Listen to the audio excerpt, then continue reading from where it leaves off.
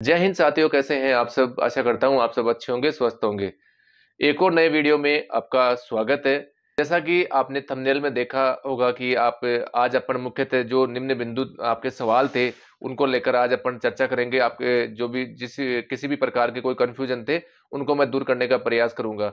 सबसे पहले मैं बात करूं कि सर फॉर्म फिल नहीं हो रहा है, ओटीआर नहीं हो पा रहा है, तो उसके लिए क्या करें। देखो दोस्तों, ये टेक्निकल मिस्टेक है और ये सही हो जाएगी, आप टेंशन ना ले, आपका फॉर्म फिल होगा। परेशानी वाली बात नहीं, सबके साथ ही अभी क्या है कि साइट पे ही थोड़ा ऐसा चल रहा है, तो वो बहुत जल्द सही होगी। दोस्तों, अगर आप भी चैनल पे नए हैं तो चैनल को लाइक शेयर सब्सक्राइब जरूर करें। अब अपन करते हैं मुख्य बातें। सबसे पहले मैं बात करूंगा कि आपका सवाल था मेरे बहुत से साथियों का कि सर जो ट्रेड का टेस्ट है वो कब होगा, वो फिजिकल के साथ होगा या फिजिकल के जो बाद में होगा, एग्जाम होने के बाद में।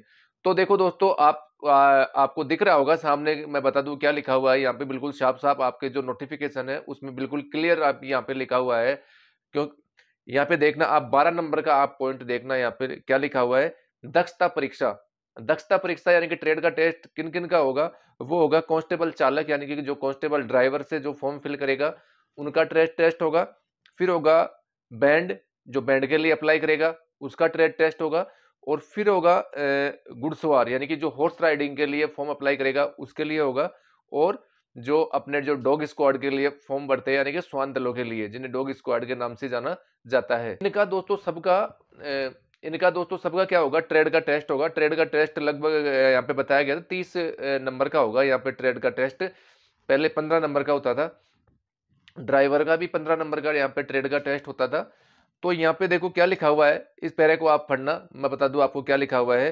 कंप्यूटर आधारित परीक्षा यानी कि सीबीटी, कंप्यूटर बेस्ड टेस्ट में कांस्टेबल चालक, घुड़सवार, श्वान दल पदों के लिए सफल अभ्यर्थियों तथा कांस्टेबल बैंड पद के आवेदकों हेतु दक्षता परीक्षा आयोजित की जाएगी। कब की जाएगी, कंप्यूटर आधारित परीक्षा में, यानी कि जब आपकी सीबीटी की एग्जाम लगेगी और उस एग्जाम में जो जो कैंडिडेट क्वालिफाई करेंगे उनका ट्रेड का टेस्ट होगा। यानी कि कुल मिला के बात यह है, अभी आपका किसी भी प्रकार का कोई ट्रेड का टेस्ट नहीं होगा।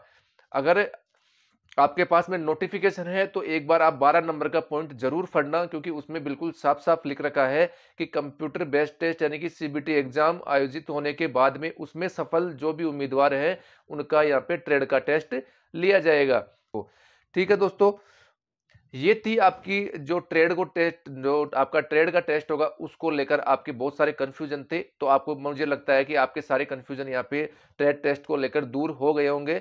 अभी आपको किसी भी प्रकार का ट्रेड टेस्ट देने की आवश्यकता नहीं है, केवल आपका यहाँ पे फिजिकल होगा। बस आप अपने फिजिकल के ऊपर ध्यान दें और अच्छे से फिजिकल की तैयारी करें। ट्रेड टेस्ट की अभी तैयारी की आवश्यकता नहीं है आपको। दूसरी मैं बात करूं, आपका सवाल था कि सर जो साथी जैसे S T S C OBC MBC EWS के हैं, इन कैटेगरियों से है, तो क्या वो जनरल कैटेगरी से फॉर्म अप्लाई कर सकते हैं क्या। देखिए दोस्तों, इसके बारे में मैंने पहले भी आपको वीडियो के माध्यम से बता दिया था। इसके लिए जो पहले क्या था दोस्तों, या जो जिसने एक बार अगर कोई भी बेनिफिट ले लिया, जैसे एज में ले लिया, हाइट में ले लिया, या और किसी में ले लिया, आपने बेनिफिट ले लिया या चेस्ट में ले लिया, तो आप जनरल कैटेगरी से अप्लाई नहीं कर सकते, आप अपनी खुद की कैटेगरी में रहेंगे। फिर सवाल था कि सर मैंने किसी भी प्रकार का बेनिफिट यहाँ पे नहीं लिया तो मैं क्या जनरल से अप्लाई कर सकता हूं। बिल्कुल दोस्तों, आप जनरल से अपना फॉर्म फिल कर सकते हैं अगर आप जनरल की पात्रता को पूरा करते हैं। अगर आपने किसी भी प्रकार का बेनिफिट नहीं लिया है और आप जनरल की एज में है। अब आप पूछोगे सर जनरल की एज क्या है अभी। दोस्तों, आपको पता है जनरल की एज, सबसे पहले अगर नोटिफिकेशन आया था उस टाइम पे जनरल की एज थी 23 साल। उसके बाद में फिर 1 या 2 दिन बाद में ही आपको 4 साल की यहाँ पे छूट मिली। 4 साल की छूट सभी कैटेगरी को यहाँ पे मिली थी और उसमें जनरल कैटेगरी भी शामिल थी। तो अब सर जनरल की एज क्या है, जनरल की एज अब 23 और 4 27 साल है। जो भी कैंडिडेट 27 साल के अंडर में आ रहा है, जिसने हाइट वगैरह में कोई छूट नहीं ली, वो कैंडिडेट यहाँ पे अप्लाई कर सकता है। अब एक सवाल आपका यहाँ पे और रहेगा, जैसे मान के चलते अपन ओबीसी का कैंडिडेट है, ओबीसी और जनरल की हाइट तो लगभग 168 सेंटीमीटर सेम है, लेकिन जैसे ही एसटी एससी के कैंडिडेट आते हैं उनकी हाइट कम मांगी जाती है। तो मान लीजिए किसी कैंडिडेट की, जैसे एससी एसटी का कैंडिडेट है, उसकी हाइट यहाँ पे कम है और वो 27 साल के अंडर में, जैसे मान लो उसकी उम्र 22 साल है लेकिन उसकी हाइट कम है, तो क्या वो जनरल से फॉर्म अप्लाई कर सकता है? दोस्तों नहीं, बिल्कुल वो जनरल से फॉर्म अप्लाई नहीं कर सकता। वो केवल खुद की कैटेगरी से ही अप्लाई कर सकता है। इस बात का आप ध्यान रखना। अगर आपकी हाइट कम है, यानी कि जनरल की हाइट से आपकी कम हाइट है, तो फिर आप अपनी ही कैटेगरी से फॉर्म फिल करें। इन चीजों का भी आपका ध्यान रखना जरूरी है, क्योंकि आप दोस्तों जनरल के लिए जो फिजिकल जो क्वालिफिकेशन होनी चाहिए उनको भी आप पूरा करना पड़ेगा आपको। यहाँ पे जनरल की जो भी क्वालिफिकेशन है फिजिकल के लिए, उनको भी आपको जो शर्तें हैं वो पूरा करना पड़ेगा। ये नहीं कि आपकी जैसे जनरल, आपकी उम्र तो आ रही है जनरल के बराबर, ठीक है, 20-22 साल मान लीजिए आपकी उम्र है, जनरल की जो एज मांगी जा रही है उसके अंडर में आपकी एज है, ठीक है, उसी के बेस में आप फॉर्म फिल मत कर देना। आपका जो फिजिकल जनरल का मांगा गया है वो भी आप यहाँ पे पूरा करते हो, इस बात का भी आप ध्यान रखना विशेष। ठीक है दोस्तों, जनरल से आप फॉर्म फिल कर सकते हैं या नहीं, वो पॉइंट है आपका 15 नंबर का पॉइंट है नोटिफिकेशन में। उस पॉइंट को आप जरूर पढ़ना। उसमें क्या लिखा हुआ है मैं आपको बता दूं। अभ्यर्थियों द्वारा समग्र प्रकार, यानी कि समग्र प्रकार मतलब सभी चरणों को मिला के कंप्यूटर आधारित परीक्षा, विशेष योग्यता जो एडिशनल आपकी क्वालिफिकेशन है, यानी कि आपके पास में एनसीसी हो गई या और भी किसी पर जैसे होमगार्ड हो गया, इन सारी क्वालिफिकेशन को जोड़ के, और फिर है विशेष योग्यता और दक्षता परीक्षा यानी कि आपका फिजिकल, इन सब को जोड़ के प्राप्तांकों के आधार पर प्रत्येक स्तर पर, यहाँ पे दोस्तों ये देखने वाली बात थी, क्योंकि आप यहाँ पे प्रत्येक स्तर लिखा गया, इसका मतलब आपको फिजिकल में भी आप जनरल में पास हो सकते हैं। यहाँ पे बिल्कुल साफ साफ लिखा गया है। इंग्लिश में भी अगर आप इसका स्टैंडिंग ऑर्डर पढ़ेंगे तो उसमें भी बिल्कुल क्लियर लिखा हुआ है कि प्रत्येक स्तर पे, यानी कि आपको जनरल का बेनिफिट यहाँ पे मिलेगा अगर आप जनरल की पात्रता को पूरा करते हैं। प्रत्येक स्तर पर वर्गवार रिक्त पदों के अनुरूप वरीयता क्रम में चयन सूची राज्य सरकार के परिपत्र क्रमांक, ये क्रमांक यहाँ पे लिखा हुआ है, निहित प्रावधान अनुसार तैयार की जाएगी। ठीक है दोस्तों, राज्य सरकार का उक्त परिपत्र चयन प्रक्रिया के प्रत्येक स्तर पर प्रभावी रहेगा। अर्थात यदि आरक्षित वर्ग का अभ्यर्थी, यानी कि ST SC OBC MBC EWS, ये होते हैं दोस्तों आरक्षित कैटेगरियां, का अभ्यर्थी लिखित परीक्षा में स्वयं के वर्ग में उत्तीर्ण हुआ, यानी कि लिखित परीक्षा में क्या हुआ, अगर खुद की कैटेगरी में अगर वो पास हुआ है परंतु उसके अंक अनारक्षित वर्ग यानी कि जनरल वर्ग के कट ऑफ से कम है, तो उस तो अंतिम चयन सूची में उनका चयन आरक्षित वर्ग के पदों के विरुद्ध नहीं किया जा सकता। ये तो दोस्तों सीधी सीधी बात है। अगर किसी ने एज वगैरह में बेनिफिट नहीं लिया और जनरल से कम नंबर है तो वह कैसे जाएगा जनरल में? उसने किसी प्रकार का बेनिफिट नहीं लिया हो और तब वो जनरल में जा सकता है, और उसके जनरल कैंडिडेट से ऊपर नंबर हो या उनके बराबर नंबर हो, तब वो जनरल में जा सकता है। तो ये तो थी दोस्तों आपके डॉक्यूमेंट्स को लेकर। फिर मैंने आपको डॉक्यूमेंट्स का आपका बता दिया था कि डॉक्यूमेंट्स आपको कब चाहिए।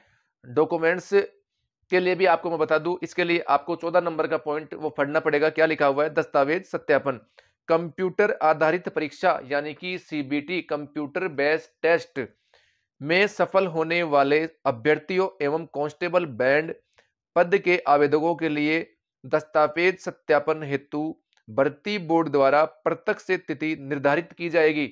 यानी कि इसके लिए अलग से आपको डेट दी जाएगी। कंप्यूटर बेस्ड टेस्ट जैसे ही एग्जाम होगी तो डॉक्यूमेंट्स वेरिफिकेशन और मुझे लगता है मेडिकल आपका साथ साथ होगा, क्योंकि हमेशा ही ये साथ होते हैं, डॉक्यूमेंट वेरिफिकेशन और मेडिकल, वो आपका साथ साथ होगा।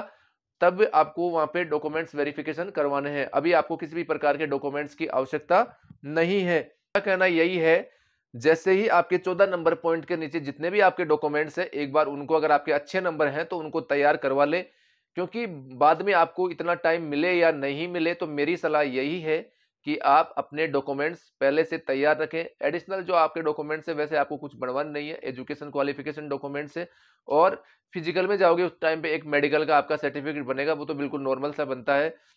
तो और भी किसी प्रकार के आपको डॉक्यूमेंट्स की यहाँ आवश्यकता नहीं है, क्योंकि जैसे आपकी जाति प्रमाण पत्र है, मूल निवास प्रमाण पत्र है, ऐसे आपको जो मोटे मोटे आपके डॉक्यूमेंट्स हैं उनको एक बार आप तैयार रखें, या तैयार नहीं है तो आप तैयार करवा लें उनको। मेरी राय तो दोस्तों आपको यही है, क्योंकि आप तैयारी कर रहे हैं तो अपने डॉक्यूमेंट्स वगैरह सब कुछ पहले से आप तैयार रखें। पता नहीं कब क्या चेंज हो जाए, ये कोई भरोसा नहीं है। और समय रहते अपना फॉर्म जरूर फिल कर दें, क्योंकि दोस्तों समय कम है, अभ्यर्थियों की भीड़ ज्यादा है, साइट में भी अभी कुछ प्रॉब्लम चल रही है।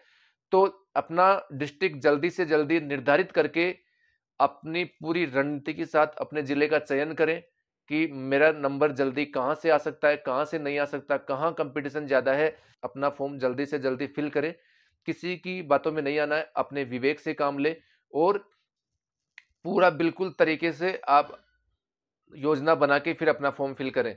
अब दोस्तों फॉर्म फिल करने में ज्यादा देरी नहीं करें। ठीक है दोस्तों, ये थी आज की आपकी महत्वपूर्ण अपडेट। जो आपके कंफ्यूजन थे वो थे दोस्तों। ठीक है दोस्तों, मिलते हैं नेक्स्ट वीडियो में। जय हिंद, जय भारत।